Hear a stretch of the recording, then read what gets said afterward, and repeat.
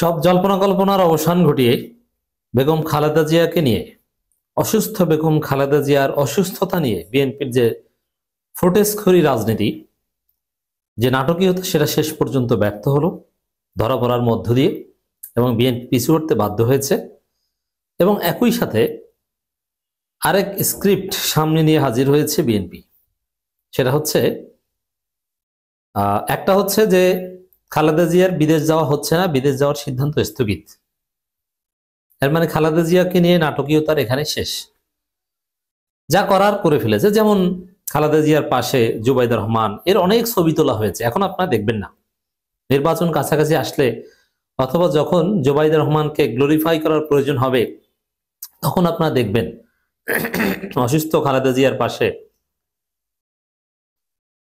জুবাইদুর রহমান হয় ফল নিয়ে দাঁড়িয়ে আছে, নইলে কোনো একটা জিনিস পরিষ্কার করছে, নইলে ঔষধ টিপছে, মানে সেবা করছেন, সেবিকা সেবা দান করছেন, পুত্রবধূ, কোনো ডাক্তার বা অভিজাত পরিবারের মেয়ে, এরকম না, একদম সহজ সরল এরকম চিত্র আপনারা দেখবেন। এটা বিএনপি ঘটিয়েছে, উদ্দেশ্য ছিল এটা জুবাইদুর রহমানকে আনার।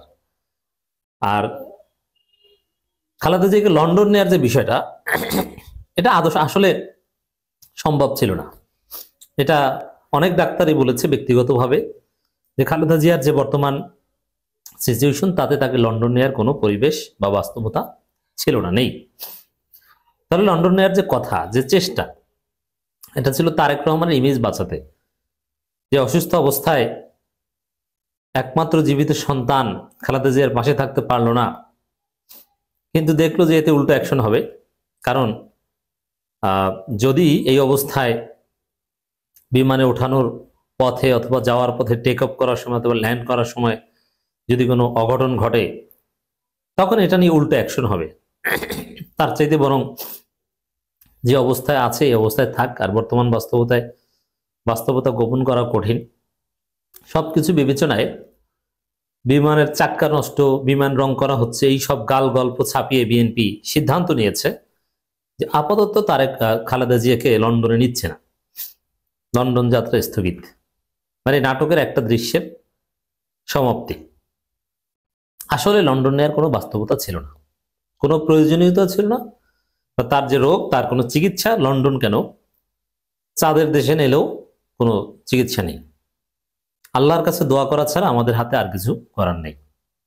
এটা হচ্ছে রিয়ালিটি। তো দর্শক, তারপরেও একদম শেষ সময়ও মানুষ বলে যে আল্লাহ হায়াত দারাজ করুক, আল্লাহ সুস্থ করুক। আল্লাহর হাতে তো মিরাক্কেল অনেক কিছু আছে।